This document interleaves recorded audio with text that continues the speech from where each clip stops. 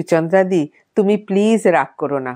তোমার এই কবিতাগুলো রেকর্ড করেছিলাম তোমার ইন্টারভিউয়ের সঙ্গে দেব বলে, কিন্তু কবিতাগুলো আমাকে এত টানছিল যে পুরো ইন্টারভিউটা এডিট করার অপেক্ষায় আর থাকতেই পারলাম না, তাই তোমার কবিতার ডালি নিয়ে হাজির হয়ে গেলাম। কবিতার প্রথম লাইনটা ঠিক একটা ফ্ল্যাশের মতো এসে যায়, সেটা একটা অদ্ভুত অনুভূতি।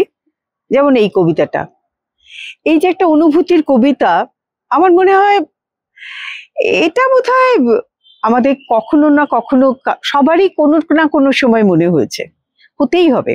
শুনে দেখুন, কবিতার নাম বাড়ি ফেরা। আচ্ছা, তোমরা সবাই কাজের শেষে ঠিকঠাক বাড়ি ফিরতে পারো? মানে যাকে বলে সত্যিকারের বাড়ি ফেরা। বুঝলে না, তাই না?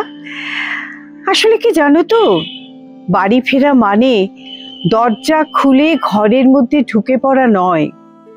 বাড়ি ফেরা হলো একটা অনুভূতি। কেমন জানো, এই যেমন ধরো তোমার ফেরা মানে কারুর প্রতীক্ষার অবসান, অথবা তোমার ফেরা মানে কারুর স্নিগ্ধ হাসির আবাহন, কিংবা তোমার ফেরা মানে হাজার কথার ফুলঝুরি। তোমার ফেরার ঠিকানা আসলে যে এক মনের বাড়ি।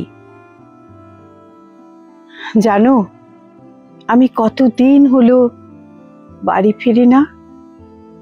দরজা খুলে ঘরে ঢুকি, কিন্তু বাড়ি ফিরি না। ছেলেটির হাত এখন মেয়েটির কাঁধে, মেয়েটির চোখে জল টলটল করছে। গভীর মমতায় ছেলেটি মেয়েটির কাঁধে আলতো একটু চাপ দেয়। খুব লাগছে? আমি তো বারণ করেছিলাম, শুনলে না। আর একটু সহ্য করো প্লিজ, হয়েই তো এসেছে। আর একটাই লেটার, এন। এটা না লিখলে আমার নামটা তো শেষ হবে না। এবার প্লাবন তাকালো ট্যাটু আর্টিস্টের দিকে। আর কতক্ষণ লাগবে ভাই? সে কাজ করতে করতেই মৃদু হাসলো। ভালোবাসার কালিতে লিখবো প্রতিটি অক্ষর, সময় তো লাগবেই। বৃতি সেদিন ভেসে গিয়েছিল প্রেমের প্লাবনে। চোখের জল টপ করে এসে পড়েছিল সদ্য করা ট্যাটুর ওপর। চোখের সে জল ছিল আনন্দধারা। 5 বছর পর বৃতি বসে আছে সেই স্টুডিওতে। আজও আলোতে ভেসে যাচ্ছে সাজানো অন্দর।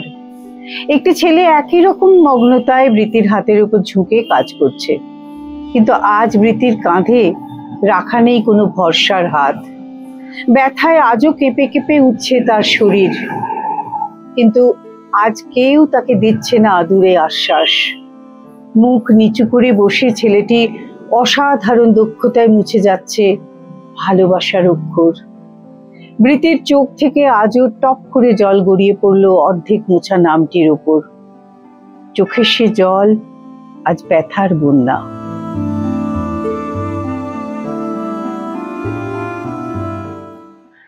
শম্পা মেয়েকে চেঁচিয়ে ডাকলো, মানি, কি রে, এখনই তৈরি হলি না? যাবো সেই মানিকতলা, কখন পৌঁছবো বলতো?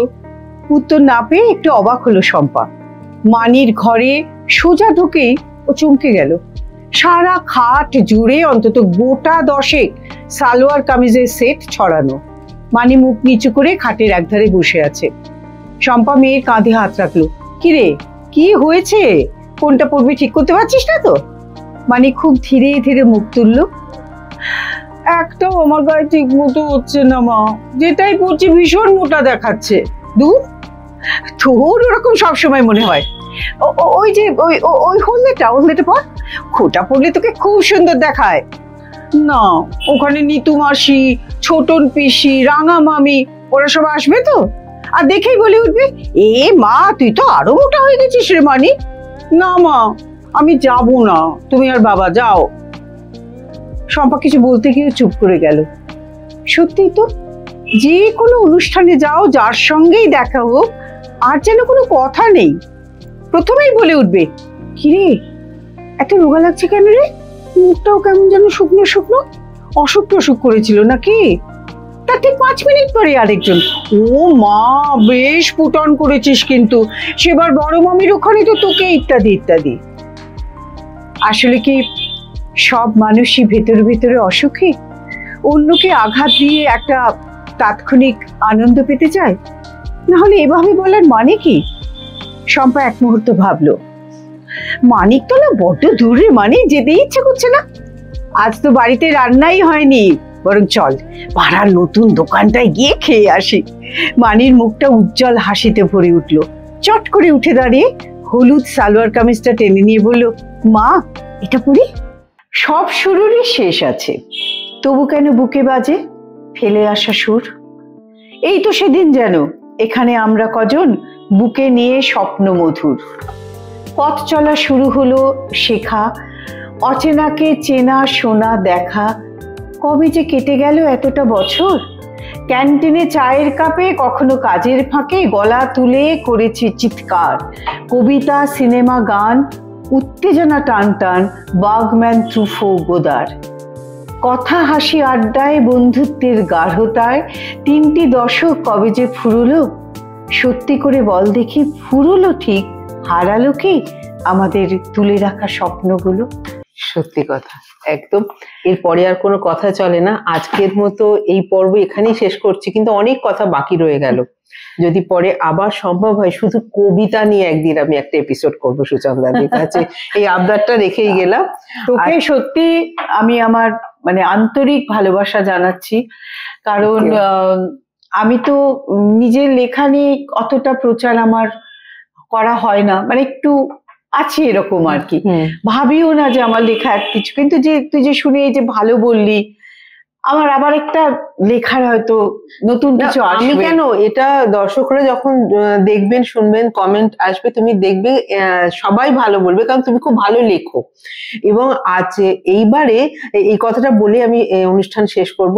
সুচন্দ্রাদের সঙ্গে গল্প করতে আসার বা দেখা করতে আসার প্ল্যান ছিল, তো আমি হঠাৎ বললাম, সুচন্দ্রাদি শুধু দেখা করব, গল্প করব না, আমি একটু তোমার উপর একটু স্টোরি করব, কারণ আমি জানি যে সুচন্দ্রাদি অনেক কিছু করেছেন, অনেক কিছু করেন, অনেক কিছু পারেন। তো আমার মনে হয় আমাদের আশেপাশে যারা আছেন, যারা এরকম ট্যালেন্টেড লোকজন, তাদের যদি একটু সামনে তুলে আমরাই না আনি, তো লোকে জানবে কি করে। এখানে আমার একটা অসম্ভব ভালো লাগা কাজ করলো আর কি। আজকের মতো এই পর্ব এখানেই শেষ করছি, পরে আবার দেখা হবে। আবার আসিস। একদম আসবো। দেখতে থাকুন সুনহেরা সফর উইথ জলি। নমস্কার। নমস্কার।